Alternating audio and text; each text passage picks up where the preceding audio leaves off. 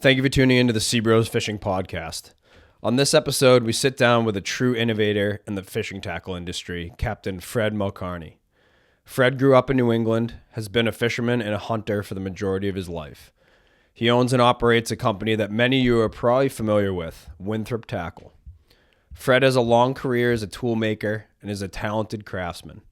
Winthrop Tackle was born when he demanded higher quality components for his own fishing rods and gear. Winthrop is an American-made manufacturer of the finest quality custom sport fishing products that are used by some of the best sport fish boats all over the world. The continuous evolution of Winthrop's product line starts with the input from experienced rod builders and world-class fishermen, incorporating the latest angling techniques with solutions to problems that fishermen encounter on the water. Fred and his crew at Winthrop create innovative products with an elegant design. Every prototype they create goes through refining and improvements before it is approved for production. Winthrop then verifies top performance through rigorous field testing by partner captains and crews before a product is ready for market. Fred is a very smart guy, and this conversation was awesome. We discussed what it takes to design, prototype, test, and implement a new product from a toolmaker's perspective. Fred's story is an awesome one, and we hope you enjoy it as much as we did. Without further ado, please welcome to the podcast, Captain Fred Malcarne. Welcome to the SeaBros Fishing Podcast, where we follow 3 words of wisdom. You can't catch them if you don't have a hook in the water. Always trust your instincts. And the last, you'll just have to keep listening. Stay tight. Yep, that's the one. That's the real one. Get up there, man. All right, get that down low. All right, that real good. We doubled up. We doubled up. All right. Am I coming off or what? Get that down. Don't get on that rock. I tell you what, I've straightened, I think, every single gaff hook now. I've yet to straighten these. Oh, you will. You will? You think so, eventually? Anything man-made, man can break. Yes. That's a good start off to our conversation. Yes, it is. Man tries to break anything man-made. Yes. Yeah. What's the And you get have you ever made a product? Have you ever made a product or dreamt of a product that you go to start making and you realize you just have to completely scrap because it's just like not gonna work? Or maybe one that you Are we on now? Yeah. Oh, we are. Yeah. Oh, okay. Yeah. Or maybe one. This is just kind of how it goes. We just chat. Or maybe you've designed something that you've been like, you know what? We gotta completely start from scratch. And you're like, you know what? I gotta redo this entire thing, re-engineer the entire thing. What's one product that you may have now, or maybe one that you? Well, yeah. Let's say the first one. I mean, I had this idea. How can I say? Way back in probably 06 or whatever. The adjustable butt. Yes. Yeah. Because and I hunt and I fished quite a bit. I had a shotgun in my hand. And I said, that would be pretty cool. Now I just that's nuts. Make it. Then I started designing. But it took a while, on CAD. So the whole thing kind of started in 06. That thought. My thought. Yeah, 05, 06. That's a long ways ago. I didn't realize it started that far back. Oh, yeah. That's cool. Yeah.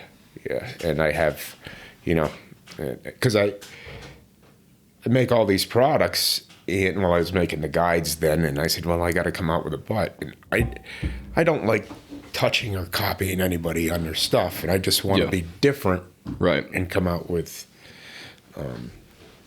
different stuff. Different stuff. So that was totally off the wall different. And so did this get designed before the T10X? That one, yes. Okay. Yes. And so stand up, and out of the rod holder in bent position. Yeah. And how, everything went to the gun and fishing now. Right. up here. And when I used to fish, I mean, the butts out there then were pretty much designed. They were chair butts, chair rods. Yeah. And when they stuck them in the gunnel with a swivel rod holder, it wasn't really designed for that. And I figured there's got to be always something better. There's always something better to even, There's always come ways out of with. improving. Yeah. But innovating is a different thing. Yeah. You know?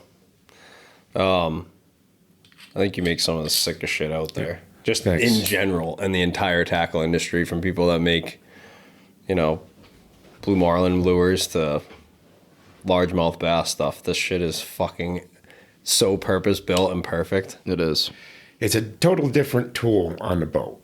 I figured, well, just even fighting the fish or, whatever, but you find so many, and I'm sure you guys did too, you find so many different things that you use. Right. Either you're going to be straight or you can bend it down or just stowing the stuff away. Exactly. Compared to in rocket launchers and everything like that. And they're out of your, I noted when I first was using them, I noticed we had the rocket launcher and let's say the straight butts, when you're fighting a fish around the back of the boat, they would hit your head because they're just in the way right there. Yeah. So now you just pop it in bent butt and flip it backwards and boom, they're up straight. Even just time savings. Like you think about, us chartering every day, time is everything. So being able to like you said, stow them up to get them out of the way so they're not taking up cockpit space, but then you need to recrimp a leader or something, and instead of having to move the rod to another holder to get it in a position where you can handle it, it's like ding, click it down, good to go. It's right need there to wash them. yeah. Click it down, you're not moving them and try to soap and clean guides, shit like that. Yeah, I'd say on the 130s, I adjust them. Well, they're adjusted for storage on the boat. Then they're adjusted going out in the holders. Then they're adjusted for on the way home and for cleaning. And then they're adjusted again to be stored again. I mean, we're able to store, I'm not going to say how many rods in the boat because I don't want somebody going down in the boat, but we're able to probably double our offshore rod and reel storage because of the butts. And on which the is bigger interesting. ones, you can take them apart if you wanted to. Yeah. Just the hinge pins. And Yeah, that's one thing we haven't really done, which you don't need to. we don't need to. But I'm sure there's guys that, like on the big sport fish boats that need to cut off that length or that height issue if you're hanging them or whatever. They do put that. them in different little cubbies and everything like that. Right. And, It's pretty crazy how they store rods in some of those boats, honestly. oh, yeah, they got their own lockers and everything. Just Wild. made, yeah. Yep. Walk us through. Well, we want to go back to I want to go back. Walk us through when were you born? Winthrop, yeah. How many pounds? Long did you time weigh? ago. How many pounds? No. I was a preemie. I did a little bit of a couple months early. we know a good amount about you, but we definitely don't know much like how you really got started. And I noticed just browsing through the site, there was a good amount of information about like aerospace and some other things that you kind of did or maybe even still do. Yeah. How did you start? Like, how did Winthrop Tools start? All right. I started that, how can I say? Well, first off, my schooling, I never went to college. Which is insane. Never went By to the way. college. Yep. Yeah. I was back then in the 80s, I graduated 81. Yeah. Back then in the 70s, if you went to vocational school, you were considered one of the bad guys or a vinyl dummy that you needed to do something else besides schoolwork, which I still hate reading and I'm not good at reading. But math and numbers and pictures, give me that. So I can do that and it's always a picture in my brain. Same brain as me. Yeah. Yep. Yeah, you give me a book. I'm a hybrid. Yeah, You can read and remember things. I can't do that. I can't. For me to read something, I have to read it probably 5 times because my brain is going off on different things that I'm thinking of besides the words I'm reading. Yeah. Yeah. And it's, I guess you could say that's, ADD. Whatever. So it is. whatever. I think it's talent is what. Yeah, that right is. now It's genius. No, Is it's what genius. it is. what we it's a joke at the shop. What we call ADD is adult dipshit disorder. That's a better use of the acronym. It's hilarious. That's funny. So ADD, twill and die.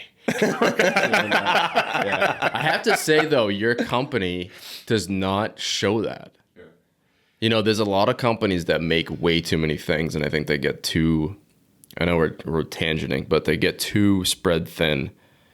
Thinking of the next big idea, and they just crash. You do have a lot of different like SKUs because you have to, ferrule sizes and butt lengths and things Different like that. anodizing, But like, shit like that. Overall, your product selection is pretty simple. It takes time to grow, and if we go back, after school, Yeah. I worked at the shop, and I worked under a tool maker that had, how can I say, a lot of common sense.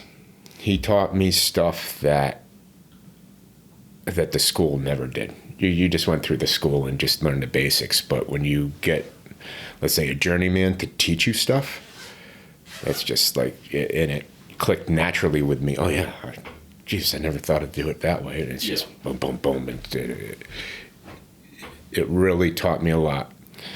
And then I guess that was the first job. Then I got another, I left that job. Really, I went into partners with that guy, and it didn't last a year because it was just not, I don't know, financially good. So then I moved on, and I went into a job where I was learning a CNC machine, how G code worked and everything like that. And this was before CAD was on the computers. This is when the old Apple computers were just coming out. Then. So you're writing your code. Writing your code. Yeah. Trigged it all. You had to find out all the endpoints. Trigged it all out. And, plug it into the machine manually. Which I think is a G1, massive, G2, G3, or your massive can advantage. cycles and all that other stuff. Yeah. And that's where I sucked that stuff in. And then I was at 23, I was like a foreman of a shop running, a few different people. And then I just seen that guy sitting on his ass in the office doing nothing. And I'm like, why am I working my ass off and this guy is doing nothing? I might as well start my own little thing. So I did start at 23, I started my business in my parents' basement. I bought one mill machine and worked from there.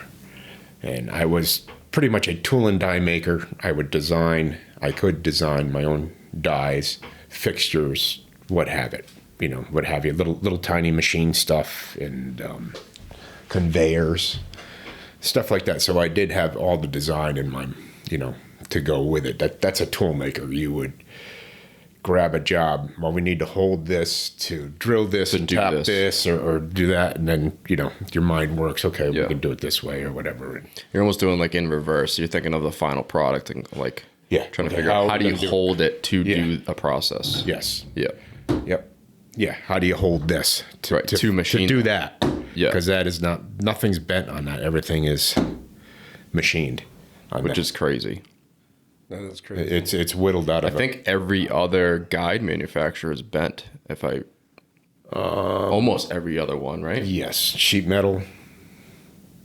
Or multiple parts with bolts. Maybe Alps is. I think Alps is. Alps might be machined. Yeah, machined. Yep. But this is made in America, right in Connecticut. I would say crazy. that. Yeah. Everything. And they're on sport fish boats that travel the world. Yeah, that blows my mind because I go around different.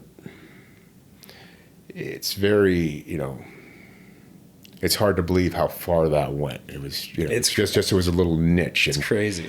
And and Kerry at JB, he was the one who, let me back up. And I used to fish, and I got my ticket, my captain's license back in the 90s. I was working, I was doing my shop, and then I used to always love to fish. So I ended up mating for a few seasons, part-time and stuff like that. And then I got my ticket in the 90s thinking, oh yeah, I'm going to charter. But I'm not that kind of a people person for chartering. Yeah. I give you guys credit. Yeah. Yeah. I give you guys credit to do that because you got to really get along with a lot of different personalities. Yeah. That's for sure. Yeah. And well, that's what I'm finding out now. I got like under 15 people working for, just like over 12, I think, right now working for me, and everybody's got their own personality. And I do have a good crew now. And knock on wood, we turn out a lot of stuff. It's great. So, yeah. What growing up, fishing or hunting, which was your preferred? I love adventure? them both. Yeah. Then I got hooked on the, I think back in the early 80s, like 82 or 81, I went on a tuna fishing charter, Yeah. It was the old fish trap out of Point Judith. And we caught some albacore and everything, and then that just, I want to do that. Yeah. It was awesome. Yeah. That's cool. Yeah. And, but then again, well, how can you say? I was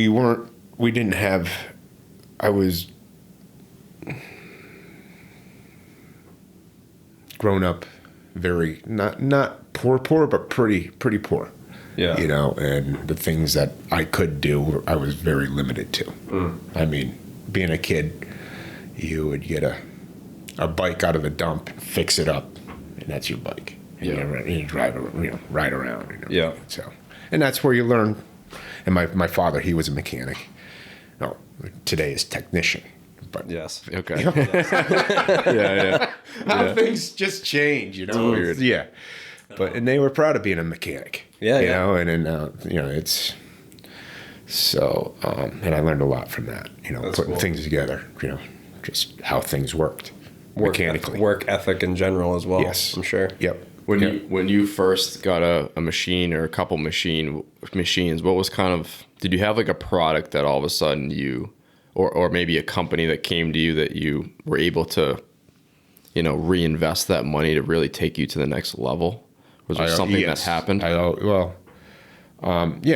You just work for your next thing. I got a Bridgeport, then I needed to get a lathe, then I needed to get a grinder, and I needed a bandsaw and all that other stuff. And I had like those 4 pieces in the basement. Yeah. Making noise at 2 a.m. Awesome. Cranking stuff out. Yeah. Because I had to get that deadline done, I did a lot of tooling. It was just all tooling. And where Winthrop came from was the town that I lived in. It was part of Deep River. So it was Winthrop Tool. And then from there I got married and had a kid, got married, and I moved into the garage. Yep. And then I ended up buying some, it started getting, I was making paper punching dies. Since I was a die maker, I helped with the design of the dies and everything. And that all got into subbing stuff out for wire EDM, doing a little bit of subbing out for CNC mill because I didn't have one and stuff like that. Then once that started rolling, and it takes a lot of balls to go to the bank and say, hey, back then I need $10,000 or $15,000 because you didn't have any money and they would give it to you and just pay that off and work on the next and keep going. You could have a lot of confidence in yourself.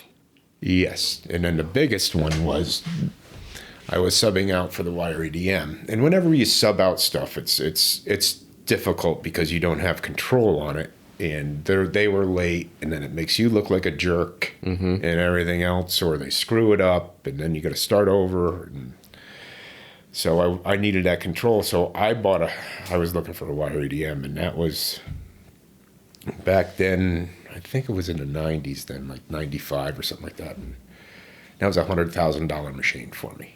Can you explain to Used. people listening, like basic terms, what a wire EDM does? It's an electrical discharge machine that, if you think of a bandsaw, when you go and, let's say, if you drill a hole and you weld your blade inside the bandsaw to cut something on the inside, or a pocket or anything, this 10 thousandths wire will burn the material away, erode away, opposite of, let's say, welding, where you're stick welding something. You're adding material. Yeah, or you see a little pit when you stick weld something. You see a little pit on the side, or your spark goes and it pits the material. It's the same thing as that, but very, very generated spark, and milliseconds down, and you can adjust all that stuff. And So you can like basically cut anything you can with no cut waste. anything and everything. And I still, right now, I still have them. And I do just a couple little jobs, but everything right now is going to the tackle. Yeah. Wow. So that was a big nut. That was a $3,000 a month machine for me. And I would... Jesus. Can you imagine? And I had to keep that baby running. Yeah. And it was quite a nut just to do that. So, and I was on pins and needles. I mean, Jesus, I could lose everything, or I could, they're going to take the machine away and stuff like that. So, Yeah. maybe that, no, I take that back. That one was 2,000. That one was a used machine. The next one was the 3, then I had that for a year. And then I bought a brand new one because the machines came a lot more technology to them and everything. So I got that in and started from there. And then now I have 3 of them. That was in the tool side. Now I got to get rid of a couple of them for space. Yo. And I don't use them.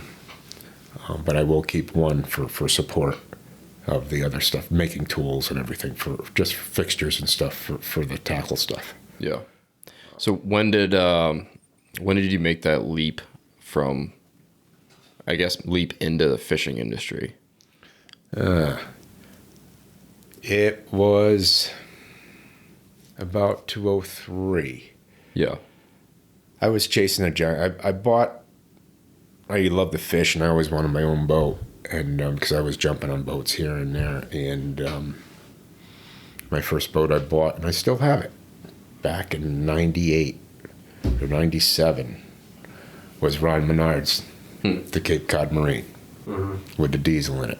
Sick boat. Those things are. Beast. I still got it. I just a few years back, I just redid the whole thing. Had a guy redo the whole thing. And I put a 480 Cummings in it. That thing must rip. And it's. Do you tuna fish in it at all? Do you? I used to go all the time. Now I'm 60. So when I was your age, I'd be on that thing all the time, and Yeah. I could handle it. Now it just beats the hell out of you. Going for a day and everything. Yep. But yeah, no, I'll trailer around if I have the time. I'll trailer around and go. I used to trailer over to the Chatham, go giant fishing, go cod fishing. Yeah. I had my little, what was that? Now I can't even remember the license I had. Charterhead boat, general category. Ground fish. For ground fish. Gotcha. It was DA where you could keep 300 pounds hand and reel. Handling rod and reel. So I used to do that and go around because I just used to love the fish, and it broke me away from all the. You go for the day, and you just like your brain is just it airs out. Focused on. Yeah. It's a good therapy thing. It really is. I'm sure you guys know. I mean, you go out and you air out. Yeah. Yeah. I feel like when And I the needed season's that. over, we're like, What do we do? I think the woods has been helpful for us. Yep. yeah. Just kind of the gives you same that thing. same effect. Yeah. Whether even if you're just You gotta scouting break away. a piece or going actually hunting, it's like it's that same kind of mental clarity thing. Yeah, you just like tunnel vision almost. That's all you're concentrating on. And You make sure that battery's on, just the big battery pack. I think it's on. There we go. So I bought that boat and then running around, and I was over at Carrie's place, JB Tackle. And he's the guy who got me into this pretty much. They've been in business did. forever. And I was down where his little rod shop was because I was after some giant rods, and he handed me an old Finor guide. He said, "Freddie, you got a machine shop?" I said, "Yeah. Can you make something like this?" I looked at it. I said, "Sure." "Why? I can't buy them anymore. They're gone. All I got is AFCO or the Stewart one or something. But we need something high end." I said, "Okay. I don't have to copy it right away. I don't have to make it the same looking." He said, "No." I said, "Then I could do whatever I want to do as long as it." And he said, "Sure, go for it." So right away, my brain just went on that, and because I always wanted my own product, and instead of job shopping, because job shop, you'd quote a job, you either win or lose on it. Your own product, you got to set you know what it takes. You got to set your price accordingly and everything like that. But you get good at it, and you get it down, the time down. But What was the first rendition of that? There was I called it the classic style. I had like the old Finor back on it and everything, and the guy who did help me out with that was Dave on the .com. Oh, nice. He was like my test guy, and I had a few other test guys. And he says, "Just make this swivel go through it." I said, "Yeah, no problem." So, and I had trouble with some of the bearings and everything in it, and but you always improve, and you always got to improve on different things, and to this day, I'm still 100% backing anything I make at the shop. And we do too. Yeah. We got to. We or beat else the your name- shit yeah. out of this stuff. Yeah. Yeah, it's bad. I honestly am shocked at how long these products last. I really am. I mean, they're in the worst environment. Oh yeah. It has to be worse than space. Salt It's is horrible. Salt is the enemy. Yeah. Salt is always attacking everything. How do you like when you're developing these things, do you do anything to like help with testing with the salt when you're creating a new material or whatever it may be? Yeah, I do throw some stuff, let's say the gaff. Okay, those are 316 stainless. Yeah. That's the best corrosion resistant material you can get. But even that, I knew that was, but I threw it into a old customer of mine, has a salt chamber. So we cool. throw it in there, see what happens. And if like anything happens in that thing in a week, Yeah. you're going to have an issue. Yeah. It's like a weather chamber, right? Oh, yeah, it's just a salt fog. Wow. It just I've never seen one of attacks those. it. Yep. But salt is just, salt will get, well, you guys know, salt will get into anything and everything and just compound itself. I mean, it grows. It's nasty. And a lot of it's hidden too. Like you don't really see it until it's like at the surface. That's where everything needs maintenance. I don't care what you got on the boat. Everything is just being eaten away or it's getting packed in, and it's nasty. So you came out with kind of the classic version, and then you went into The Excel version. redesigned it to, yeah. And then this is the Excalibur version. This is extra wide. Yes. Extra wide. And you machine them in a way that allows them to slightly flex. They will flex. Cool. Flex This allows with the this to rod. bend a little bit with the rod. Yep. And I think all your guides are like that now. Yep. The Excaliburs. Yes, they're all like that. This one doesn't really need to bend just because it's right next to it. It's right. You know. It's not in the in where the rod bends. Although some of the pressure we're doing now, it's scary. I'm pretty sure I've bent the rod there before. I know, right? Some of those I did see pictures. some of the videos on there. I think you sent one picture to him where it was the second guy deep into the water, and he texted you back like, "What the fuck are you doing?" That's one thing that you probably weren't ready for. Or maybe you were ready for it when you were designing some of the stuff, is like the amount of pressure. Yes. I feel like they got to be putting more pressure on the fish now. Oh God, yeah. So this push button here, that one is, I came down, I believe that was like 212, 213 when I first hit the market. And it's weird. Like, I got laughed at, but then I got praised. Yeah. And there's a lot of what's the word I want? Loyal people out there to different companies. Mm-hmm. And change is hard for fishermen. Certainly. If it's not, especially in the Carolinas. Yeah. If it's not broken, I ain't gonna fix it. That's great. But I mean, like these butts, it's gonna help you with, because I don't know if, I'm sure you guys seen it. You probably get less pulled hooks 100%. with the rod tip down. Way more clearance too. Yeah. Because like we go pretty much one drop down from like a normal butt position. So like that gives us probably another 2 feet almost, or 1.5 feet clearance. I'd say anyway. Which doesn't, makes it so you don't have to move the boat as much. And the whole goal with these, anything over 100 inches, you just have to like not move the boat. The only way to kill them is just to dead them, make them so they can't swim. So I think it's crucial. Yeah, you're moving at the this boat, point. they're swimming with you. They're swimming with you. Oxygen. Yeah.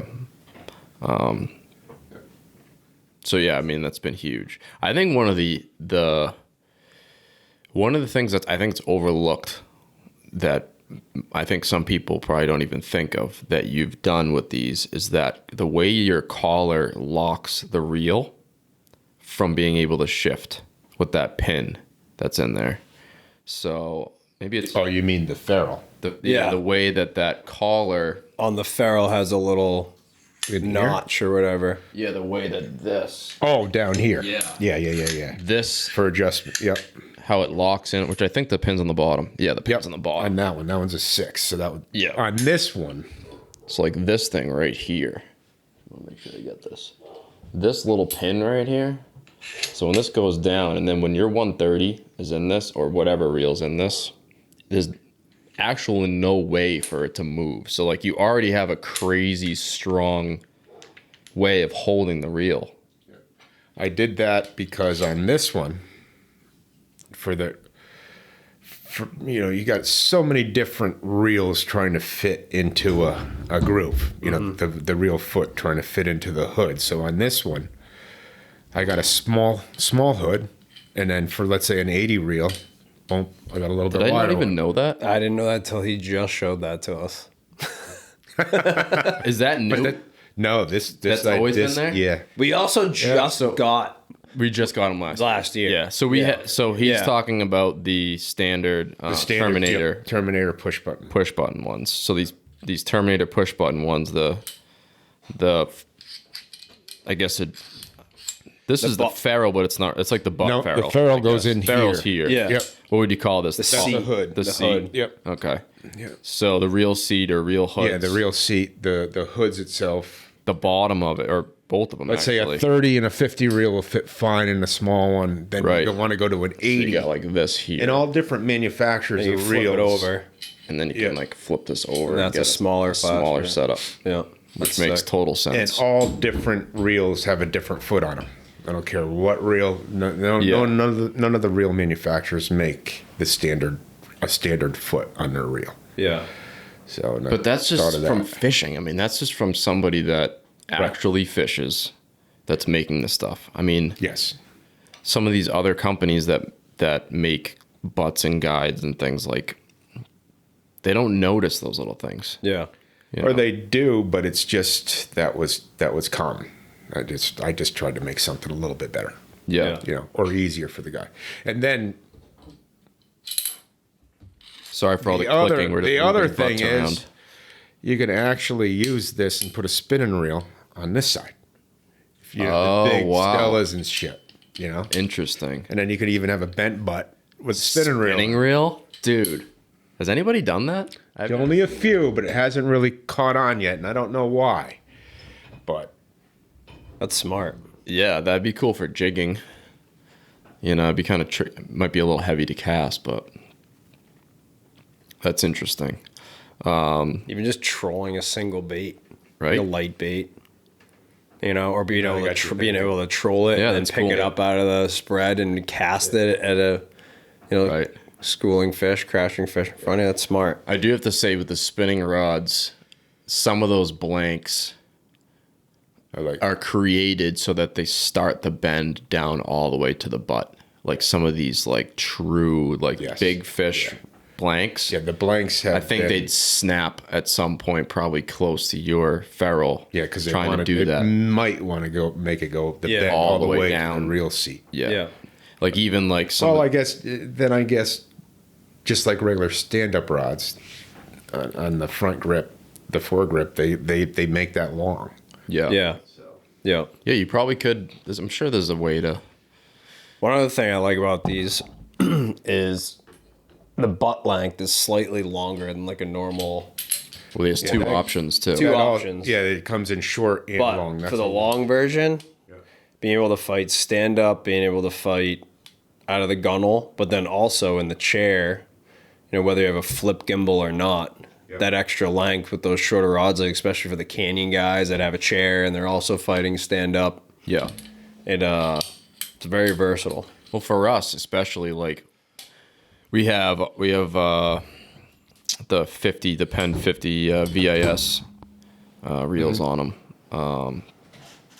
And what do you you going for giants with them? Well, There's they're just stand-up? capable of handling giants. That's what I like about them. So like, and not necessarily out of the holder, but if we hook something huge, we have kind of like a last resort type of thing with a swivel holder. Or, we've had a couple kids in the last few years that really couldn't fight one stand up. Yeah. That, we're able to troll. Say we want to keep it straight at first for trolling a bar, squid bar close to the boat. We want that extra little height to troll it so it all stays out of the water. Because keep in mind, we're only trolling like 4 to 5 knots instead of like 7. Right. So like we're trying to get a little extra height from the rod tip. And then like we hook up. If a little kid wants to fight the fish, we just push the rod down, boink.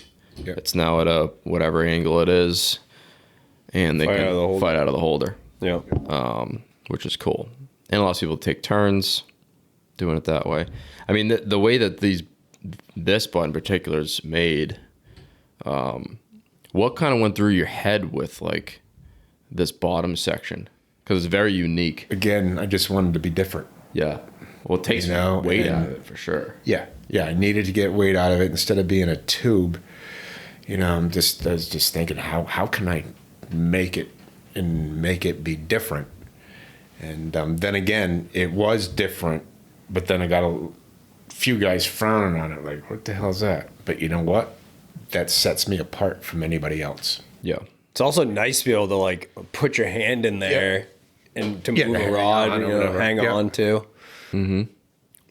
I like If it starts slipping, you can Yeah. go in the hole. Exactly. Exactly. No, that's cool. How many renditions has this butt had? That was 2. 2? That's pretty good. Yeah, I had the one before that. I still have a few kicking around, but I couldn't make it cheap enough. It had too many parts in it. Not easy enough to for machining and price wise. And then I went through a divorce at that time, and I had to lay off the drawing. I was going through a difficult time in life, and laid off the drawing board, but still kept that in the back of my mind. And then I went at it a little bit harder, and there's really only probably 3 pieces in that thing. Wow. That's wild. It is wild. So, And now, it's, I mean, they're easy to take apart. They're easy to clean. Boom. yeah. What type of maintenance do you recommend on those things for people? Seasonal maintenance. You take out these 2 screws. There's a spring in back of the cap.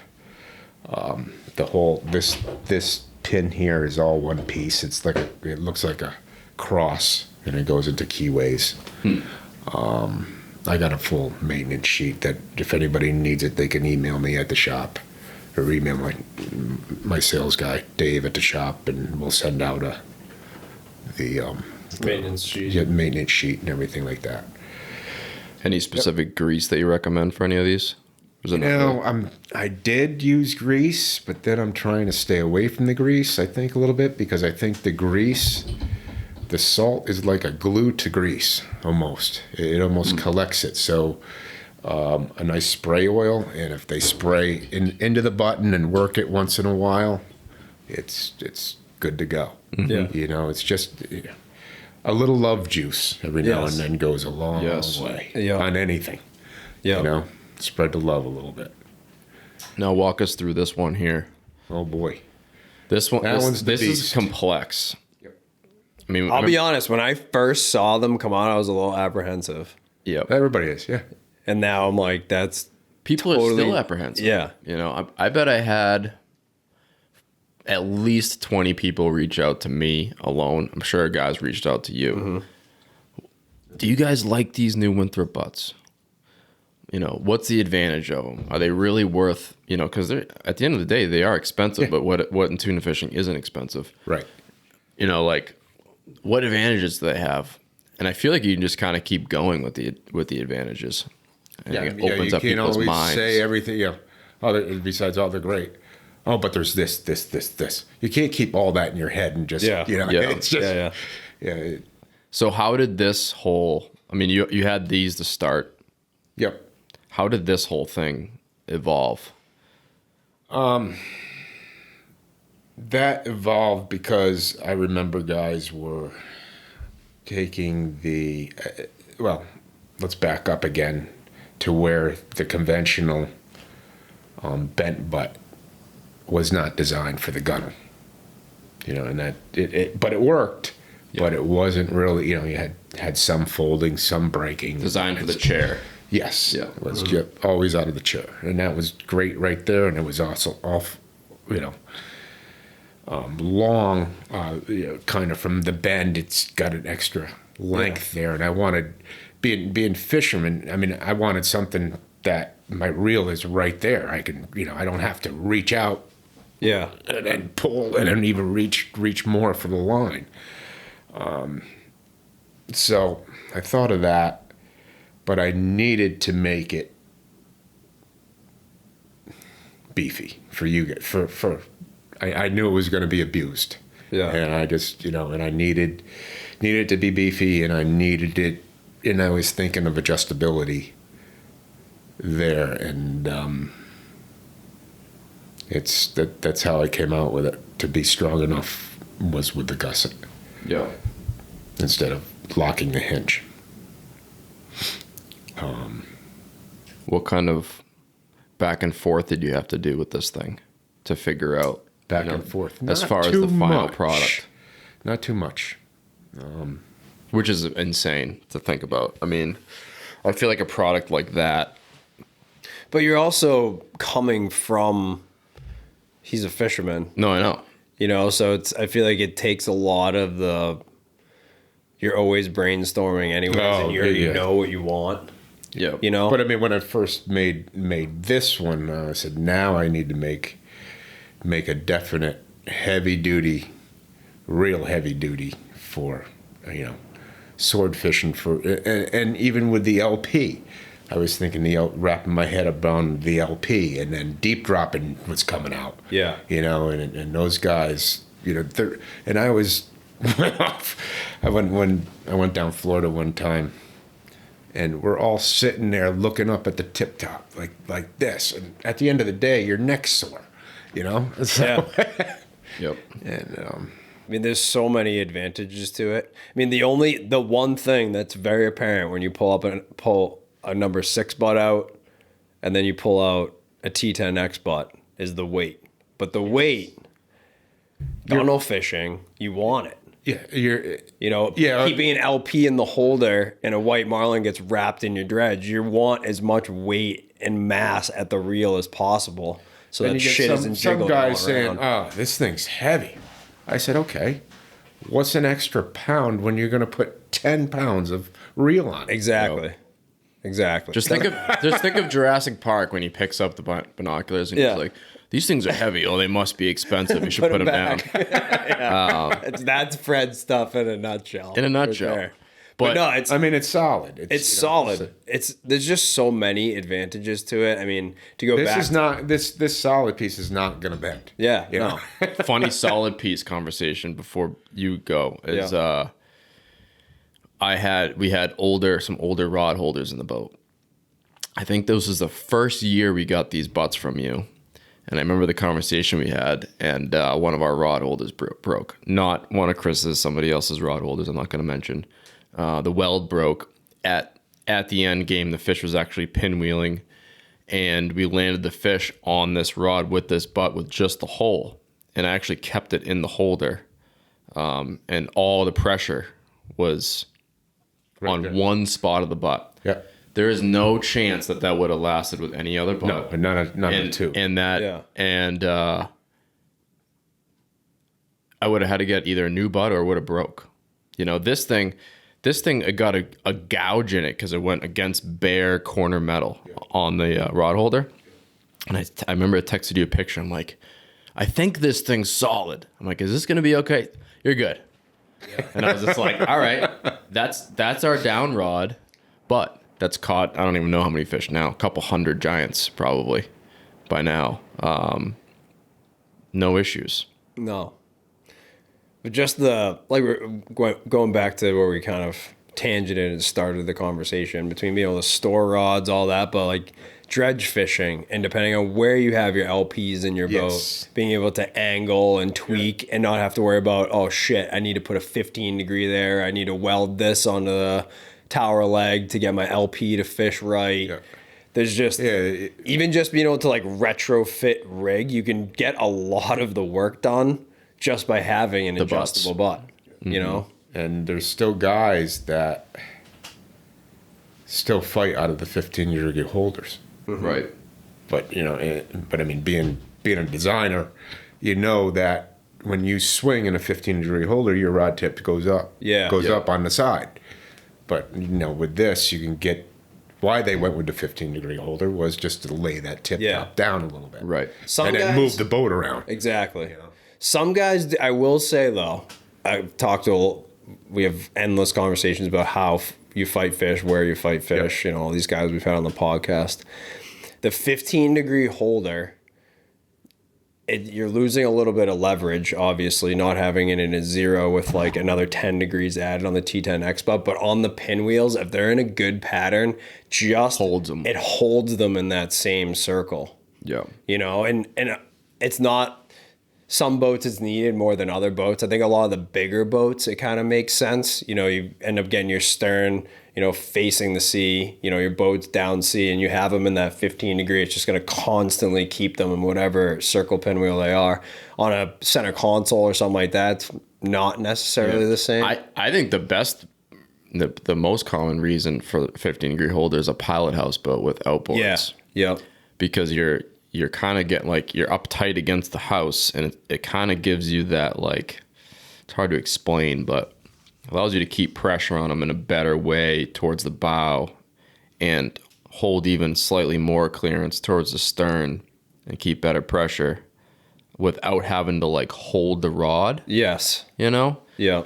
But for like everything we do and 90% of the people, you don't need it. You don't need it. I think some boats it makes sense, or fighting styles, you know, whether you're by yourself, I think it would probably help a little bit. Because think of how many fish we finish off, and you're almost holding the rod on the inside of the pinwheel to like, keep the leverage. You know what I mean? On that fish. You don't have to push the rod as hard. You don't have to push the rod as hard with that holder, but but then you're also dealing with when you do have to push it. Now you're way up. You're way up higher. Yeah. It's not as nice and tight to the gunnel. And on the bites, I mean, having the extra clearance on the bites, especially on these down rod bites, really any kind of fishery. Are you straight out 90 degrees down? I'm not. No, we fish it just how it is right here. One click out. Mm-hmm. I will adjust it though if like on slack tide, if our down rod's is rubbing the hull on that, showing one hole out on the adjustment, I'll drop it another notch or two and then move the band out one more guide on the rod just to give it a little bit more clearance when it goes off. Yeah, it's really when the tide switches deep. Yeah. But we haven't swung yet. Correct. So like our down rod is like angled under the boat and we still want to keep it in the shadow. Sometimes we just move it to the side and that's it. But other times we'll keep it. We'll let it kind of almost look dangerously under the boat. Yeah. And deal with the bite if it happens. Yeah. Where do you see, maybe specifically with your company, where do you see you kind of evolving in the next 10 to 20 years with this type of technology? I got to keep a tight lip on that one. Okay, you don't have to. maybe we can talk about it after. But there's gonna be some cooler, interesting things I'm coming. Always cool. Thinking. Yeah. Yeah. This episode of the SeaBros Fishing Podcast is brought to you by Satfish, your all-in-one map resource to help you find offshore game fish like tuna, mahi, and marlin. Satfish combines high-definition sea surface temperature and chlorophyll charts, currents, satellite altimetry, and bathymetry to give you a full picture of the fishing grounds and make it easy to find the best areas to fish. They have a daily cloud-free sea surface temperature map for full coverage even when it's overcast. You know that one lucky captain who always seems to catch fish even on the toughest days? Odds are you're staying right on the productive temperature and color breaks with Satfish instead of wasting time and fuel searching through lifeless water. Best of all, they specifically built their mobile app to work offshore and offline when you're out in the grounds. Just load up the latest charts when you're at the dock, and they'll automatically get saved for offline use when you lose cell service. You can use Satfish your entire fishing trip to track your position and stay right in the bite zone.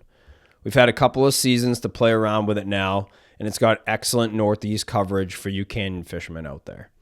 It's been a great tool for us finding bluefin on our own near-shore tuna grounds, and Satfish is an invaluable resource for anyone from weekend warriors, charter captains, to marlin tournament pros. For just $129, you get full access to all of Satfish's maps and resources for an entire year, and you can save $20 on your first year's subscription by using code SeaBros at checkout. Satfish even comes with a 30-day free trial, so you can try it out before you buy. Level up your offshore game, check out Satfish, and see for yourself why it's the science of being lucky. Walk us through these gaff heads specifically, because I mean, you sell. Do you sell any products direct? No, right? No. So you sell to only. I sell to all dealers. Yeah. Let it be rod shop, tackle shop. They have to hit a minimum to start an account, and from there they got to keep so much to keep the account active. But no, I think it's to my advantage not selling retail. 100%. Yeah, and everybody now is selling retail. All manufacturers seem to be selling retail online. Mm-hmm. Yeah. But I mean, to me, that's competing with your customer. Yeah. I don't know. I might be old school on that, but that's how, because that's who's. If I'm going to be competing with them, I think, in my mind, it's just my personal opinion. I may be wrong, but I don't think they'll push your product as much or, carry as much. Well, I just think that if the consumer has the option to buy it direct, this is a massive. I get a lot sure of you do. calls, and I said, and we always just push them to dealers. Yeah. Are your dealers constantly, like, your amount of dealers constantly expanding, or have you kind of seem like you've reached, like, because I think every single rod builder specifically that builds offshore gear is building with your equipment, and then probably every anything offshore related shop wise is buying from the builders that have your equipment. So, like, I think everyone must be carrying it in some capacity. Yeah, right? yes, yeah, and the stores that don't want to come up with the minimum, or they will go to my other dealers and get it for, if they even did dump the big money down to start an account, well, they're going to get it for the same price as what they're going to get it through a dealer, so they don't have to upfront all that money. Yeah.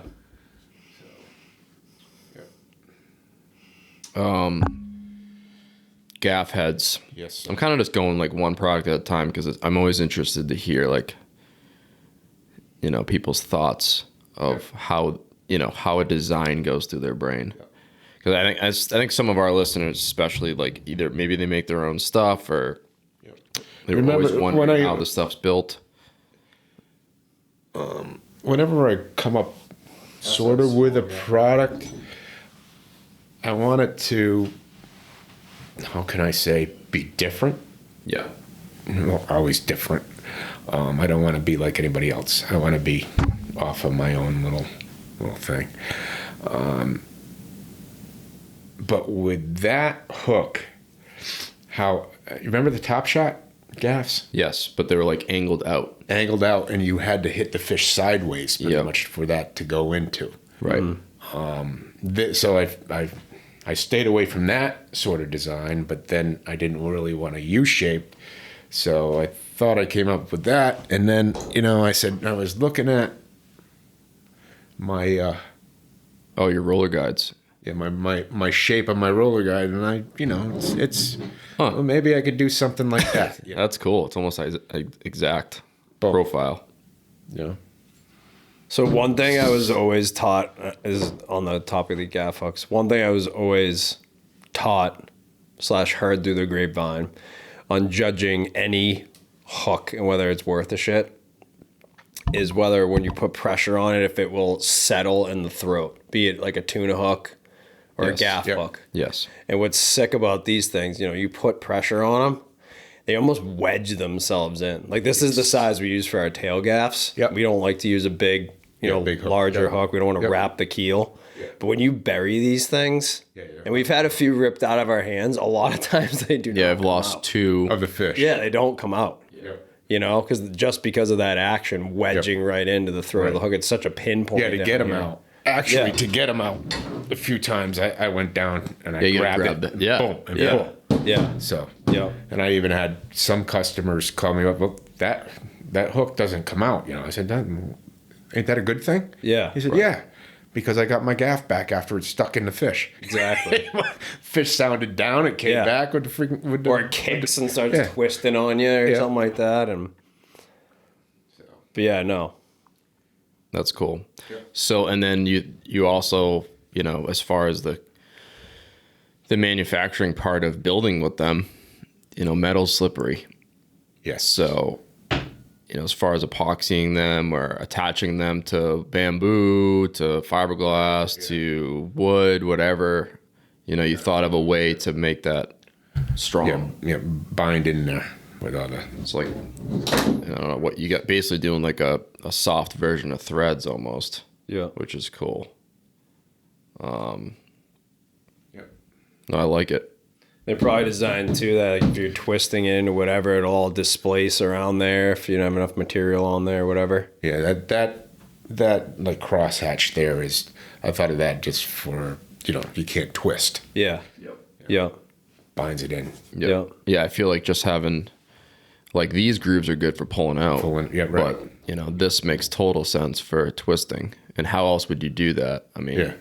If you only had them going one way, you could probably twist one way or act like a thread and come out. Yeah. Mm-hmm. Yeah, I know Chris is building building a lot with these heads. I know there's a lot of great. I'll probably come out with it. A lot of guys like the regular conventional U head, and I'll probably come out with one also. Yeah. Yeah. I noticed one thing too is you stamp them, which is cool, which I'm assuming helps with keeping them stronger. Yes. Yeah. Because those heads are ridiculously strong. Yeah. No, that's wild. Yeah. And then as far as the guides, do you see these guides evolving even more than they are now? Or do you think it's kind of like... I think I plateaued at this style right here. Yeah. But who knows? I mean, things change quick. Yeah. And I feel like look at what's out there now. Yeah. They've been out there the same old stuff for years. Minor tweaks here and there. Years. I think AFCO made it like their most significant tweak in years, like 6-7 years ago, something like that. And it wasn't even that much. Yep. And that, talk about being loyal. I was up against a lot of people that it's hard to break into this business. I mean, mine was aluminum. Mine was, like the fin oil and everything. But AFCO had the market. Mm-hmm. They killed it. And a lot of the older... Well, they're retiring now. All the older guys that were very loyal and didn't want to change are getting out, and now the newer, younger crowd is coming in and changing it up a little bit. Yeah, which is, I think personally, the adjustable butt will be close to being a standard, standard all have. Yeah, I think you're already there. I haven't seen any new builds. Yeah. Not any, but 9 out of 10 new builds are, with 130s, even with anything marlin related, canyon related, they have all adjustable everything. Yep. It's pretty cool how far it went, and now it's going to be 13 years. That's nuts. That is wild. So all you do now is fishing stuff. Yeah, I bought a building, 10 years ago now. It's hard to believe how quick time flies. Mm-hmm. It's been 10 years, and I bought it. I said, "Man, this place is huge. I'll never use all this spot." So I was thinking about leasing out half the building and everything, and I didn't. I leased out most of all the office. That was probably like 4,000 square feet. Then another 2,000 out in the back, and it helped with the mortgage, helped with the taxes and everything. And then the machines just started coming in. I had to keep up. Yeah. And you just had to buy and buy and buy. And these machines aren't cheap. I mean,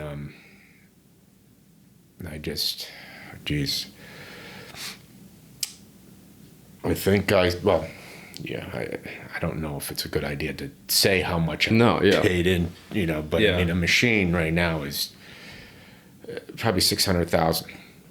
Right. For, just something that could make this stuff quickly. Yeah. And without handling, it's mostly automated. And that's the way you got to go today is automation.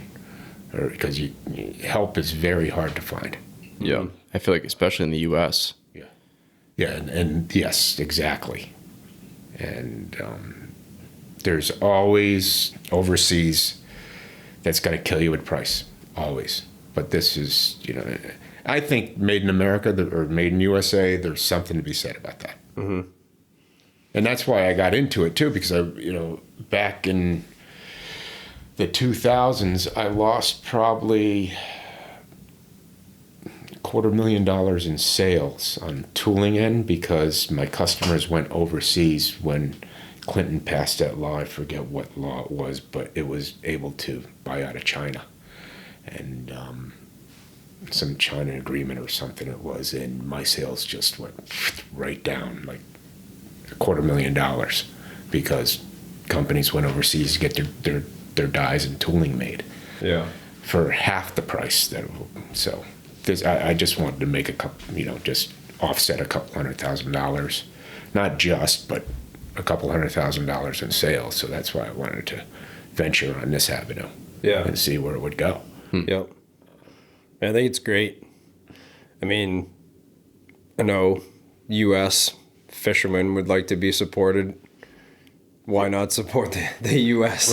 fishing tackle guys? Yeah. You know, If only our U.S. restaurants and stuff would support buying U.S. caught fish. That'd be great. Yeah. That's a whole nother topic. One thing I was asking him, I'm like, I wonder if he's ever thought about making hunting equipment. Oh, yeah. Yeah, I'm sure you have. Yeah. Well, Have you now I'm thinking, I bought a place in Maine. Oh, yeah, baby. Here we go. You know, you're like the 10th person from random people I've met scouting in the woods to friends that are like, I'm moving to New Hampshire. I'm moving to Maine. I'm not kidding you, like the last year. Off grid. I bought it last May, and it's friggin' awesome.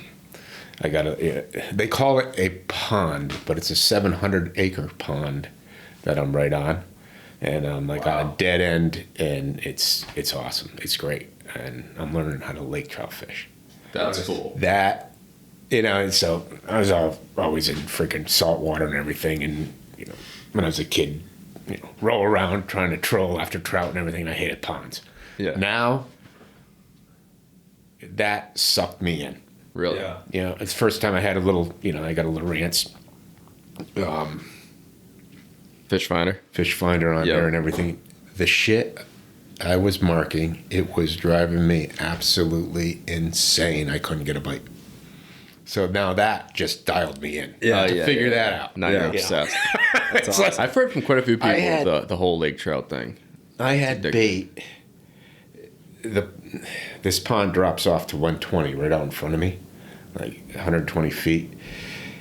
And I'm just going up and down the edges, just putting a little bit of salt water Yep. Knowledge into it and trying to figure it out. And you don't have to worry about any tide or anything because you never know when a bite's going to be on, And, but I marked shit. It dropped off to 80 feet and I marked bait. Came up 60 feet thick. I don't even know what it was, but it had to be just little, shiners or Fry something. bait. Yeah. It was 60. I'm like 60, and you can see these marks going right in, check marks going into the bait, and I'm like,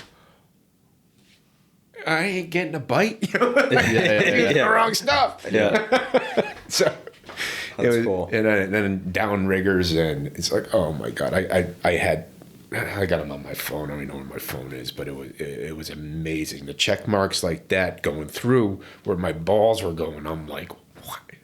Then I even had fish come off the bottom and follow my downrigger leads, and I'm like, Sounds like our looking at it. day. Like, Sounds like our day right there. Exactly. Watching tuna marks and not getting bit. Why am I not getting bit? it just drives you nuts. I'm like, But that's what makes you so passionate about it. Yeah, It's trying to hard. figure it It's out, not an yeah. easy thing. then I finally hooked up on a nice good one, a couple feet long, and I don't know, I was by myself, and I'm like, what the hell do I got? I reeled it up, and Christ, it was a nice laker. I mean, it was a couple feet long, probably 5-pound fish. Yeah. So I thought, shit, this ain't nothing. He came up like a log. I'm like, okay, this is gonna be it. Yeah. So then I grabbed the net. I tried to get him in the net. Oh man, that thing came on. Came on live then. You know? Yeah. So then he, I think I had him up to the boat like 3 times, and finally he pulled the hook, and I just said, "Motherfucker!" So I got back to the camp, and my girlfriend goes, "So how'd you make out?" Yeah. And I had one up to the boat. Well, I heard. What do you mean you heard?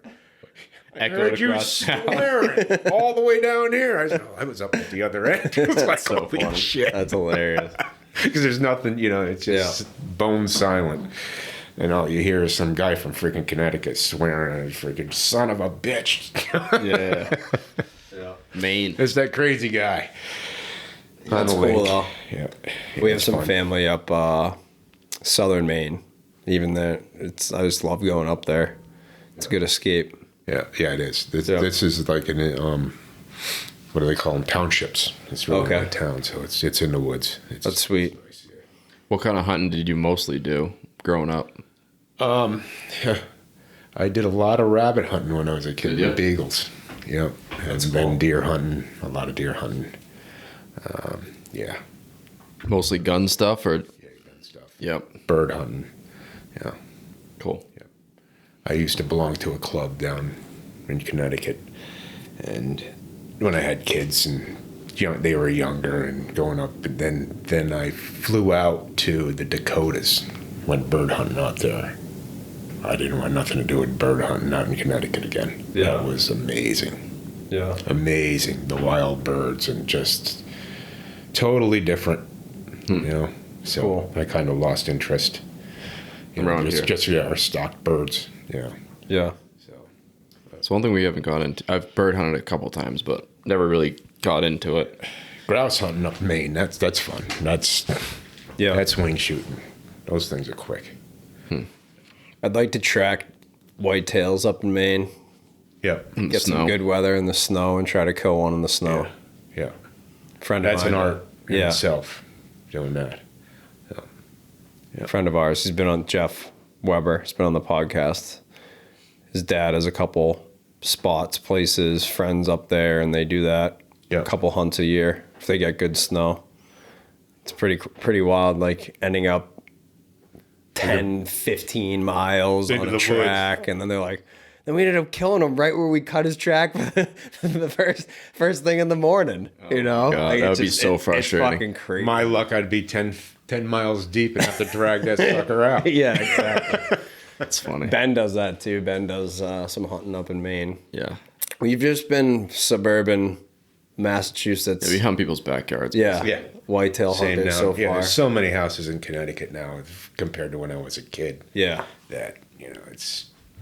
I mean, we're just not the getting into same. it, but even it's definitely opening our eyes. I mean, growing up in the South Shore, being here our whole lives. You think about development and all that, and then starting hunting at a later age, you're like, holy shit. Like, you start to, in hindsight, be like, how much did this impact it? How much has this changed? I mean, I've noticed this year, this is the first year I really ever went in the woods a lot. And 9 out of 10 places I go in, you could tell they've already cut every tree down already at one point. Yeah. And at one point it was demolished, Yeah. at one point. Or, Well, just look at all the stone walls around. yeah. Yeah. It was all fields. Imagine what it was like when they were building ships and all that around Oh. here, and Yeah. all that's recovered and come back, and now it's the highest deer density in the state is our zone, essentially. Strange. There's a lot of little pockets of woods for them to hide in. Yeah, and I don't know, is it density? Is there really that many, or they just don't have Enough the places. area to roam? Exactly. Or the area to live. Yeah. Compared to years ago. I never really where thought of was it like just- that, but Yeah. I'm sure it's a bit of both. Everybody's dog and Yeah. goes outside. we don't have enough even history to even talk about that. No. We would just see what we've seen the past Yeah. couple of years. Our own observations. When's the first Winthrop hunting tackle? I don't know about that. I'm getting up there in age, so it might be time for me to go to sleep pretty quick. Who knows? Oh man, nah, you got like another 60 years left in you. Oh, wow. 120-year-old Fred Yeah. making The way my guides. body feels now, oh my God, wait. What's something that you know now? Could be business, could be design, could be anything that you like. Man, if I knew this when I first started building fishing God. gear, It would have been awesome. what's something that you think about Years ago. just fishing related that maybe not fishing related that you think about all the time. You're like, man, if only I knew this when I first started making shit. I always wanted to, I always want any guy in their machine shop or that's just a job shop that makes parts for different, they all want their own product. Everybody does, because that's where you can make some money, or at least try to make some money on it. And, and this is just a little tiny niche, and there's only so much. It's very, very small of a market, actually. And everybody's, oh, look at the money he's making, blah, blah, blah. But it's very, very small compared to the freshwater stuff. Oh yeah. I imagine the freshwater. I don't know the statistics of it, but I think it's 80-20. Yeah. I think freshwater is probably 80% of the huge. fishing money in the world compared to saltwater. Bass fishing and everything like that. Or lake trout fishing. Yeah. I got to think of something on it. I mean, you've certainly found your product, though. Yeah. Yeah. I mean, they speak for themselves. And there's not many products that we use that we say that about, honestly. Thanks. You know, there's a reason It's why. a lot of hard work. There's a lot of sweat and tears that come into these things, you know, and I'm in that shop a lot. Yeah. Yeah. And it takes a lot of confidence to not sell out, too. Yeah. And just, you know, keep going. Keep going. U.S. made. Yep. You know, confident in what you build, confident in your reputation, confident that your shit's not going to break. The stuff you go through every day, and, you know, and I'm still not used to all the problems that you run into. It's like, now what? Yeah. Now what? This guy or that guy, or you know, let's say the anodizing is the biggest, how can I say, the biggest thing going. That's a bottleneck. Yeah. And just getting the product out.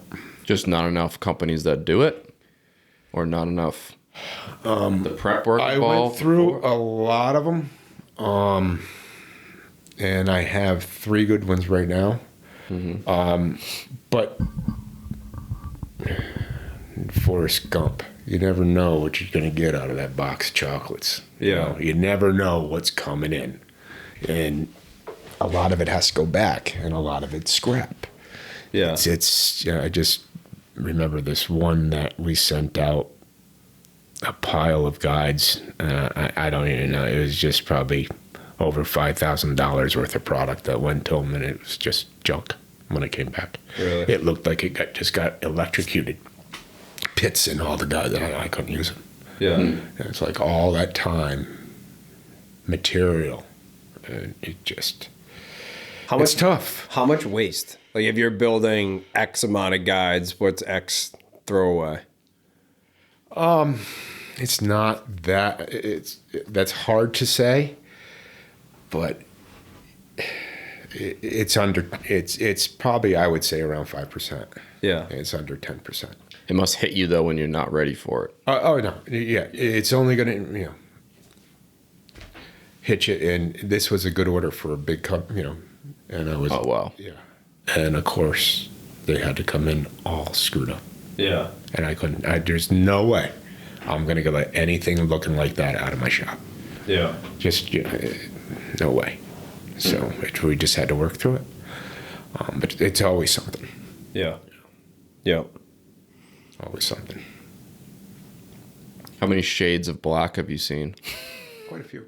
Yeah, that's one thing. And that's why I want to. I like to try to stay away from the colors. Yeah. But everybody wants blue. They want purple. They want red. Red. It's like, oh my god. And do they micro fade over time? Yes. Yeah. So like someone The that gold has, even does. Yep. and there's no way around that. So No. someone that is has a boat that has I go 3 out- blue rods, Yep. and then you get another blue. It's not going to be the same. I even have templates for the different colors that they have to have. This light, this is the target, and this is the dark that they have to stay in. Well, I think some of their inspectors, they got to be colorblind because it's not even close. Wow. It's like That sucks. in the anodizing. It's like, Yeah, oh my that's god, tough. yeah. Once it's anodized, what can you do? There's no reversing to anodize. Is there? They can strip it, Oh, they can. but you're losing. Oh, the metal. Yeah, you're losing. Everything is losing. You're getting rid of metal, so your holes are getting bigger. Your outside's getting thinner. Damn. So you're lucky to get. You can probably get one strip out of it. The black butts are hard coated, so that's. I don't know how they really do it or what the science is behind it, but it's like a scratch, some sort of it, like a. You could say like kind of scratch proof. Yeah. And but you can scratch it. But I think that's just extra. They say it goes into the aluminum by 1,000th and it adds 1,000th, so it's 2,000ths of a coating. But I think that's just extra, like an extra layer of the anodizer, or however it works. Yeah. But Yeah, so that hard coat, if you strip that, you're really, especially with this kind of butt, that because I got to have tight tolerances in there, it doesn't work. Unless That's aggravating. yes, I feel like Here's a a lot. question. yep. And then when they do strip, it has to come back to the shop, and I got to retumble and refinish it, and then it has to go out. Oh my God. Oh yeah. That sucks. What's the process? And none of us may know, but you probably know what I'm talking about. Like bow riser.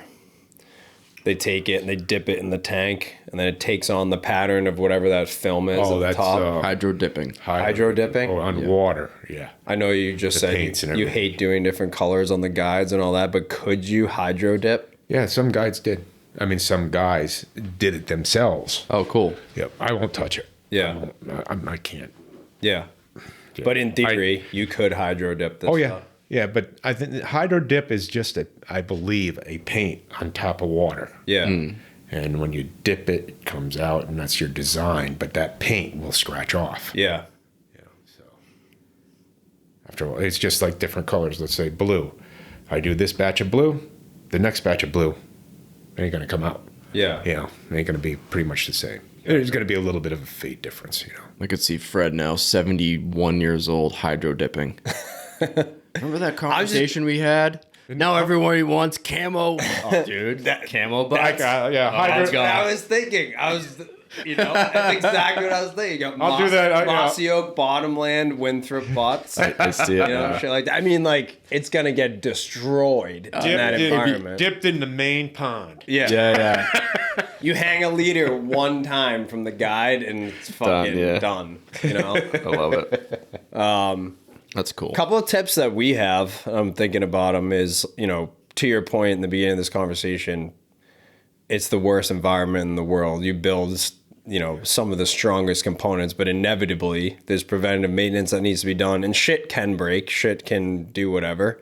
One thing that we do that saves us a lot from beating up our guides is we'll actually put a rubber band on our base guide on our rods. On the stripper guide, this one. So when we're moving spots, on the stripper guide, so Right when here, we're moving we spots, attach we're it. not hanging our hook from the foot of the guide or on the guide all the time and then wearing the finish off and creating imperfections. And it also helps keep the tip of the hook sharp. Right. I don't know. We have little things like that. Being careful of... No, you don't bury your hook in the foregrip.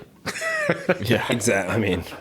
Yeah, we don't use this for our safety line clip. Yeah. We use the Yep. reel. I've seen a few guys using this, and I mean, it is what it is. It'll work, but I'd rather be attached to the reel and not scratch the pretty butt.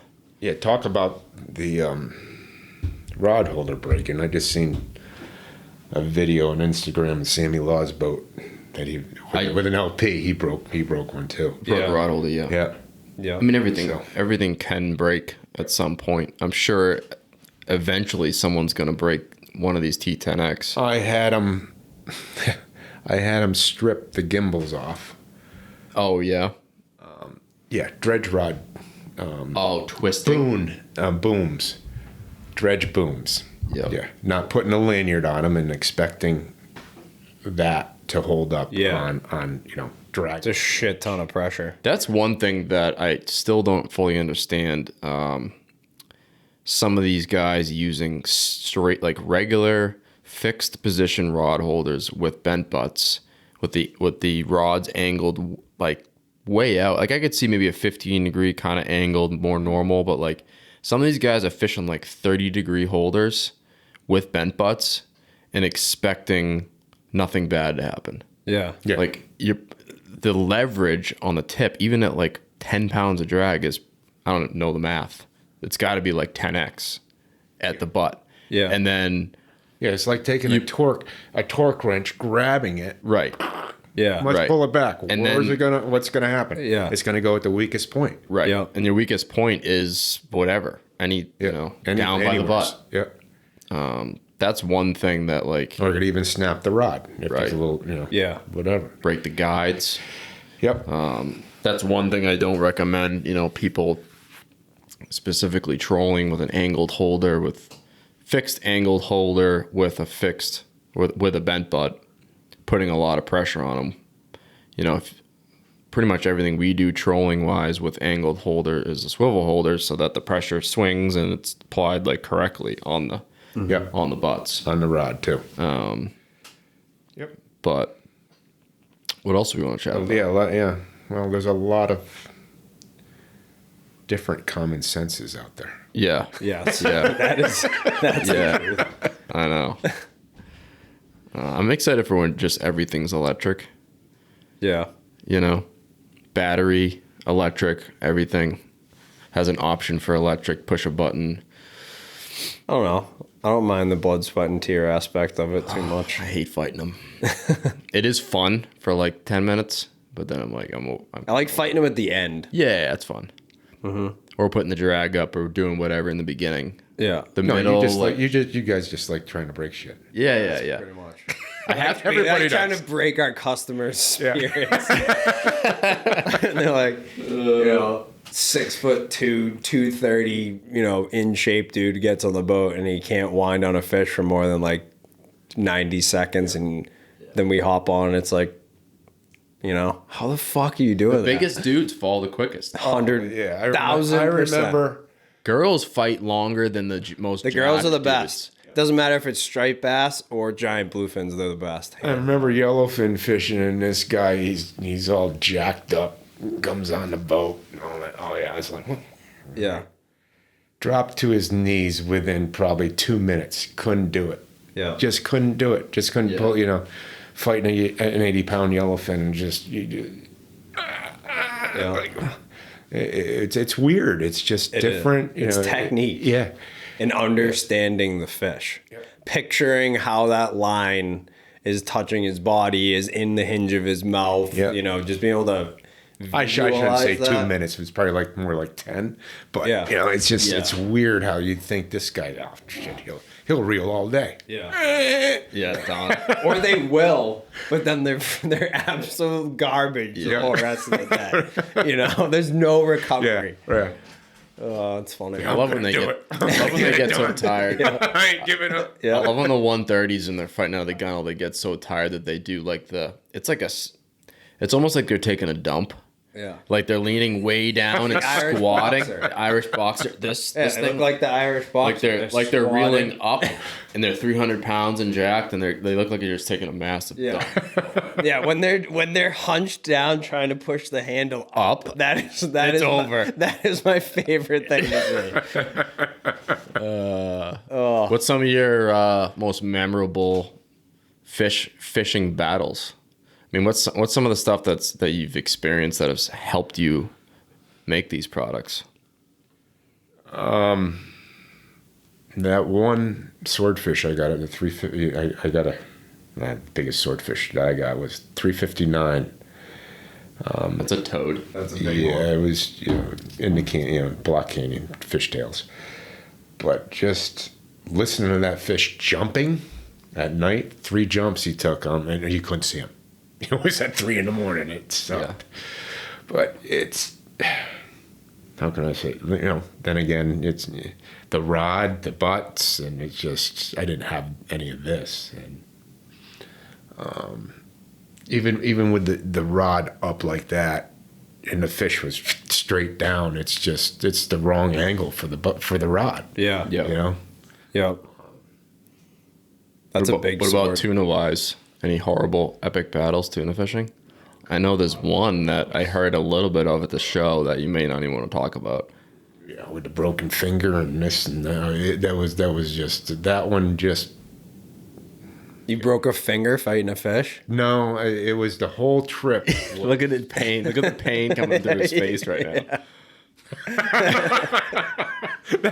That was back in 2004.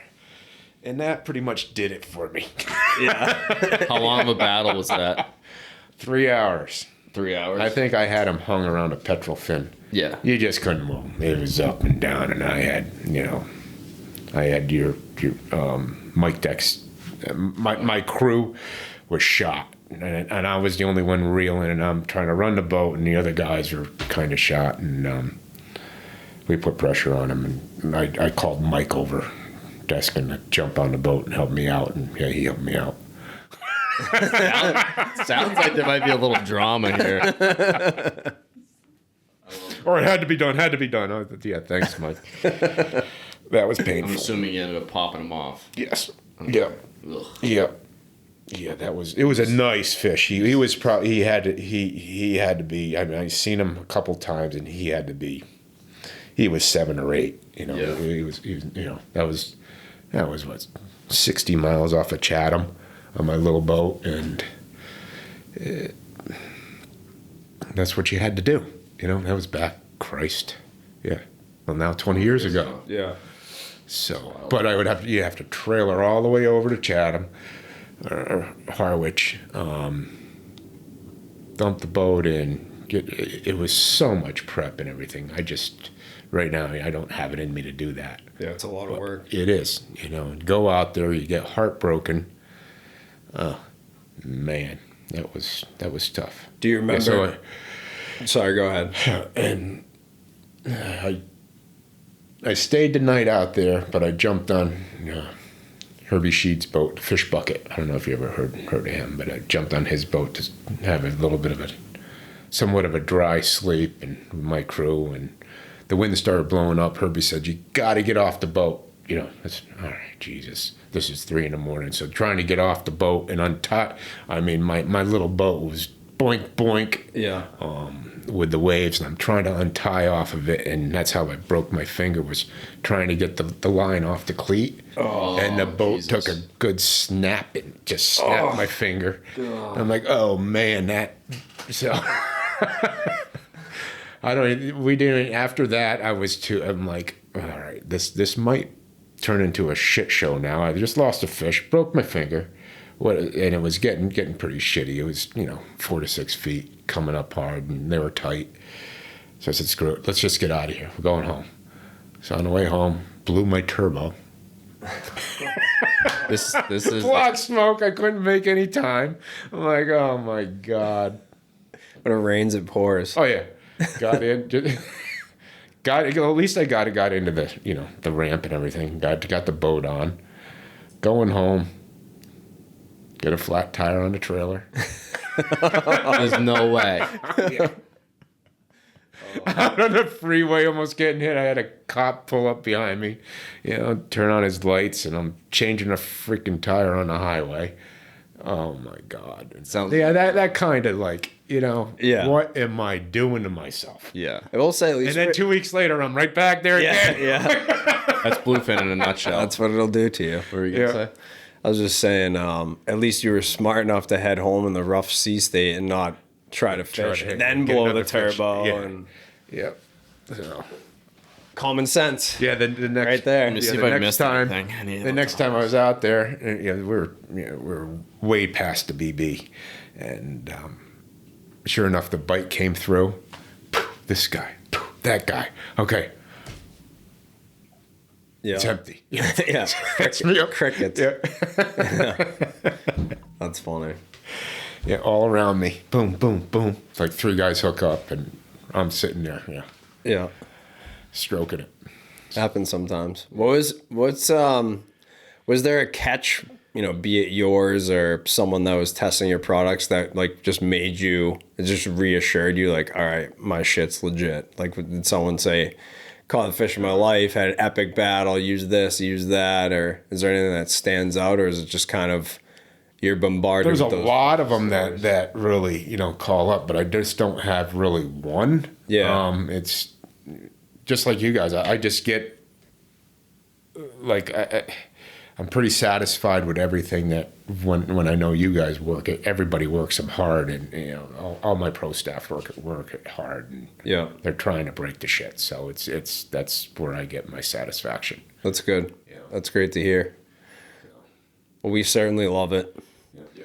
It's made our lives a lot easier. Mm-hmm. And instilled confidence in us too. I mean, the more confidence you have at the end of the day, the better you're going to be. Yep. So, a lot of guys still I'll never have those things on the boat. Well, that's your choice. Yeah.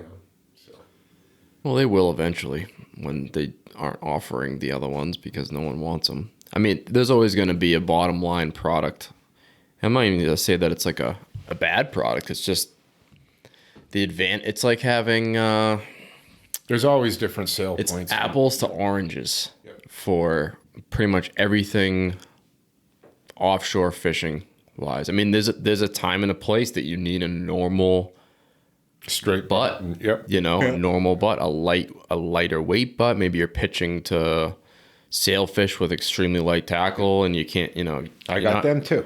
Yeah. You got them too, but I mean, there's a time and like we were talking about the spinning thing that, you know, eventually there's probably going to be some type of application with spinning rods, which may already be happening. But you know that, like we were saying, some blanks aren't meant for that. Aren't meant to start bending after the reel. They're meant to bend all the way to your butt, you know, to your hip. Yeah, then It's just that whole different world of product. From when I started, the fishing has changed. Yeah. Oh God, 100%. I mean, I remember going up at Still Wagon, throwing chunks. Now you guys don't even chunk. No, you can't. I mean, you can at sometimes, but Yeah, it's changed very a lot. rarely. And even when you're what the weird thing with that is, even when you're marking a lot of fish and you feel like you probably could chum when there's not a lot of sharks, they don't seem to react to it. You know, it's like they're programmed for these schools of bait now. You know, but then there's some times of the year where we're in certain spots where there's not a lot of bait. There's a little bit of bait, and they kind of do react to the chum, you know, and they're only 6 miles away, you know, spot to spot. It's very strange. How are the dogs been up here? Last year they sucked. Yeah, I can't remember. That brings back the memory. 2018 to 2019, we had like a July and August and September where there was barely any dogfish on the bank. It was Wow. 1 year that I can think of. Every other year, you can't fish a bait 10 feet off the bottom unless it's December. You got to love that. Oh, yeah. Yeah, they're the worst. I think they increased the quota on them for this year, though. Corey was telling me. That's what we need, a Winthrop product that just eliminates all 1,000 pounds a dogfish. day, I think. Here we go. Is it really? Yeah. Not the Terminator, the Eliminator. The Eliminator. Dogfish dogs. death. Yeah. Dogfish Eliminator. I love it. They're frustrating. They But are. again, fishing's always changing. Electronics have helped with the dogs a lot. Yes. You know, we've definitely been able to fish through the dogs better with upgrades and our own electronics. Just So you know, just marking them? Or Yeah. Marking them coming Like into in your how to bait. actually being able to mark a single dogfish come Oh, up shit. to eat your down rod, and you know, being able to get it away from them, and then you know, reposition it, put it out when they go by. It doesn't always work. You still get Yeah. attacks, but it's definitely pretty accurate for sure. Yeah. How come you guys don't show any of that on your What's that? media? The dogfish. Dogfish. Show some pain. No. You know, this year I think I personally, I mean, Brian and I have talked about this a little bit, like how can we tweak our video stuff, our production, so that like it's just the next edge, I guess. More, I want to do more first person, you know, viewing. I'm thinking about getting one of those like weighted necklace things so the GoPro's on the chest, so it's more filming like real time what's happening. Because I think that's the next evolution with all this stuff is getting like the bites and getting the things that are hard to get, because you know how hard it is to get a bite on film. To get that stuff on film, but then also get the first person view of that. Yeah. Would be cool, because it kind of like brings you into the world. To be able to show you putting the hook in the mackerel, putting the bait out, you know, and then use the bite footage, you know, have B-roll, all that. Yeah. But yeah, we need to, I think that's kind of, we've been going back and forth. Like, do we want to try to film and like show each trip as its own adventure? It's just the work on the back end is so much. So much work. And fishing every day, you don't have time to go back through footage. You almost have to just record, send it to somebody, give them a couple quick bullet points as to what happened, and let them roll with it. Yeah. So that might be our next evolution. We're going to try it a little bit this year, at least on trips with customers that have been with us before. So it kind of allows us that little bit of mental bandwidth to focus more on filming. Yeah. And you also don't feel as weird. You know, if someone that's fished with you 10 times and then you're filming everything that's going on, it adds a little bit of excitement to the trip for them too, that they've already experienced multiple times. Right. Yeah, I've always been obsessed with filming from, you know, since I was a little kid, first fishing. Yeah. You know, like I know like the Murray brothers and like certain guys definitely filmed their trips all day trying to get the bites on film. Cause that was our whole goal, was like bites and in game, like the fight part. Everyone recorded the fight part. It was like, oh, we're on. And then it's like, all right, now the camera comes out. Like, I want to see the shit show in the beginning and the shit show at the end. That was like our goal going into filming. And then the last 3 years, all we even show now is the bites. You know, it's like drugs to these fishermen. It's like they have to see that like initial take. Mm-hmm. And you're putting the most stress on the gear. You're putting it's the most stressful time for the crew, typically, other than killing the thing. Or releasing it. Yeah. It's been good for us.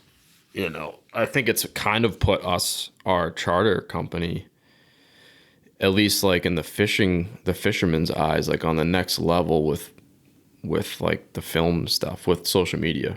I think the bite videos has definitely increased our social media following a lot. Yeah. And I know like the seminar, people love it and all that, just showing like bite after bite after bite.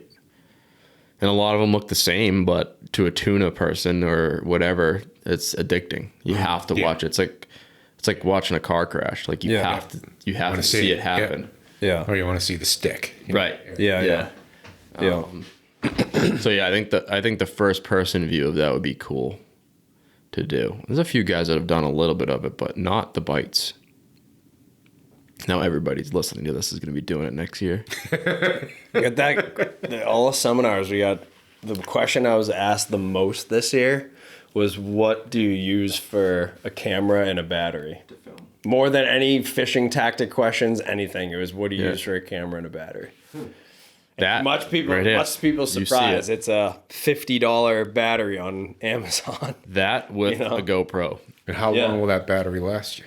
The battery will last all day. 2 days, actually. 2 days. It's the cameras, and the conditions you're fishing in. So on those hot, muggy days, you basically have to go through 2 cameras if you want to be consistently filming, because they overheat and they take time to cool down. Mm-hmm. That battery gets so hot in there. So you have to have a camera to swap out while the other one cools off, sort of thing. That's the biggest challenge. Lens fog, all that's kind of being eliminated now with the newer cameras, but really just overheating and then memory card space. Yeah. I think the true trick to it is having the drive to do it. Yeah. Like, I mean, it's one thing when you're just fishing one day a weekend and to film all day, but like we're filming all day, 7 days a week during the busy season. So it's like, it's almost like you need a full-time guy. We come home, we dump all of our footage before I even say hi to the wife. Yeah. It's like footage is off the camera, then go about normal business. Everything gets put on charges. It all gets charged. It all goes in the bag. And the next day, then it all goes back to the boat. I'm sure there's some boats that you can do all that on the boat, but you have to do that or else you're not going to get that epic shot. Mm-hmm. You got to work hard just like everything else. Yeah, you got to be systematic with it. Yeah. I mean, I'm curious to see the offline conversation. I'm really excited to hear what your thoughts are on the industry. I mean, maybe besides your product line, where do you kind of see this rod and reel and whatever industry going? Big question. Yeah, it is. You just never know. Yeah. I mean, I'm sure a lot's changed since you started. So. Oh God, yeah. Just say fishing, the whole fishing thing now is just, like Long Island Sound from a few years ago. Long Island Sound is pretty much dead. Yeah. Fluking, that all changed. Yeah. Christ, last year it was hard to find a fluke around. And on It's the terrible. flip side, now the tuna are down there in tight and Yep. seeing Yep. fishing that they Yeah, haven't right seen, off the island. you know. Yep. Yep. So It is strange how it's certain weird. species are going down and tunas just keep going up. And then, back in 2000, it was hard to find one. yeah, Really exactly. hard to find one. Yeah. Yep. And you got, 5 days of fishing, you get one bite. Yeah, that's. You're doing pretty good. Yeah. You know. The good thing for you with your business is, like, I'm sure the giant guys are a decent chunk of your business, but you're probably doing. You could be on. I could be wrong, but you're probably doing way more business than all the other stuff. Yeah. Overall. Like Florida's the biggest state Yeah. of the components. They're always just a decade ahead of us, it feels like, when it comes to all things offshore fishing. We do especially. things so much differently up here and fishing differently up here than down south. Mm-hmm. Just like, I don't know if you guys went down Louisiana at all, but Yeah, I have been there. that's insane. That is just crazy. And I'm sitting there, why don't we just drop one of these freaking mullets down? Are you crazy? I'm like, why not? Are you just going to get eaten up by sharks real quick? Mm-hmm. Oh, okay. Yeah. Totally different. Everything's surfaced in certain spots, and It's crazy to think about. Yep. Yeah, if let's say we went down there and started fishing, we'd been freaking like it's just, or they'd come up here try to fish. right. Good luck. Yeah. It'd be the same thing down there. But Yeah. Be cool to do a show with like the guys down in Venice, the guys out in San Diego, us, Yeah. and like try to catch tuna in each other's waters. That would be a cool show. Oh, Catch God. anything in any of their waters. It would be really cool to I think see. a couple guys have tried that, and there's a few YouTubers that try that. Yeah, but I'm just saying like specific, not just like a bunch of fishermen from fly fishing to offshore fishing travel to each other's waters, like specific to a type of species. Yeah, like they're like redfish or like bluefin or Yeah. I could see that. Or like sailfish. Sailfish. Guys that spend time in the Pacific, going to the Caribbean off Isla Mujeres or Florida and kite fish or whatever. It'd be kind of cool. I feel like all those guys have already done it. It'd be a tough show. They probably know everything from all the different places. That's what would be cool about it. It would be cool. See who trolls, who kite fishes, who dredge fishes, who lure fishes. Yeah. But yeah. yeah, even over like towards Europe and stuff like that. Yeah. Yep. I love watching the guys tuna fishing in the Med more than I like watching anything else, just to see how, similar and different it is. Seems like those fish are in giant schools and pretty dumb Yeah. from what I've seen. Yeah. Any other good topics? I think we're in pretty good shape. We're almost 2 hours. Really? It's that long? Yeah. Told you. I told you. Everyone says that. I know. So if anyone wants to explore your products, I mean, and I know they're everywhere, but your website, all that. Yep. WinthropTackle.com. Yep. Go on there and you can see everything that we make there. Right in Connecticut. If anyone wants preventative maintenance info, go right through the website. Right through the contact website. Fred. There's some stuff on the guides on the website, but the Terminator butt, the push button butt, I will send it to them. Okay. I'd rather keep that off the internet. Yeah. Yeah. Makes sense. Makes sense. Proprietary. Yeah. Well, thank you very much. Thanks for Thanks for coming having here. me. I know the drive Appreciate was that. easy. No, Oh my kidding. I God. remember the first time I saw pictures of your first rendition or maybe second rendition of the guides, and it was on Carraro, when Carraro had the 31 JC, which was Weber's first down east boat. Yes. Yeah. That was the first time I ever saw pictures of him, was through Dave. And I think through Deskin, too, when he had that 30 Calvin Beal. It's like, what be. the hell are those things? Yeah. And trying to figure them out in the boat. I was They were just wider. Yeah. Just Yeah. wide enough to suck that stuff. And again, I just wanted to be different. Yeah. But, all this rod component stuff is just, it's got to look sexy and it's got to look nice. It's gotta, you know, aesthetically pleasing. Yep. Yeah. Yep. You can have the best product going, and if it doesn't look good, you're not going to sell it. Yep. That's one thing I, learned out too. Well, the proof is in the pudding. It's good stuff. Thank you again. Appreciate you moseying up here in a rainy school bus filled day. Oh man, Quite the adventure. that was a good trip. Yeah. Anything else? Sign off. I think I just got the podcast Signing name. off. for What's this. the podcast Proof is name? in the pudding. Proof is in the pudding. I like it. Yeah. That's perfect. We'll sign off on our father's 3 words of fishing wisdom. Remember, you can't catch them if you don't have a hook in the water. Always trust your instincts. And the last, you'll have to keep listening. Stay tight, everybody. Thank you very much for tuning in to the SeaBros Fishing Podcast. If you would like more information about today's guest, our episode, and show sponsors, or if you want to order hats and apparel, please visit our website at SeaBrosFishing.com. You can also stay up to date on all the latest SeaBros Fishing content and podcast episodes by following us on Instagram at SeaBros Fishing. Finally, to book a trip with us through our family-run charter fishing company, please visit MassBayGuides.com or see our latest updates and fishing reports by following Mass Bay Guides on Instagram and Facebook.